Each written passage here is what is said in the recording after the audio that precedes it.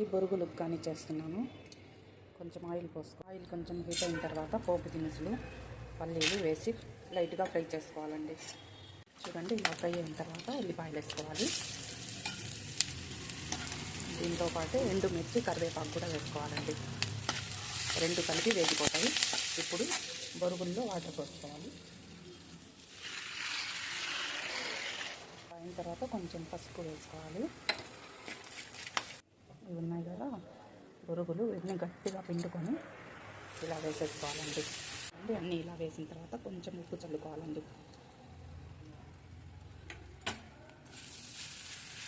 చూడండి ఇలా అయిన తర్వాత మన కొబ్బరి కారం కావాలంటే కొబ్బరి కారం వేసుకోవచ్చు.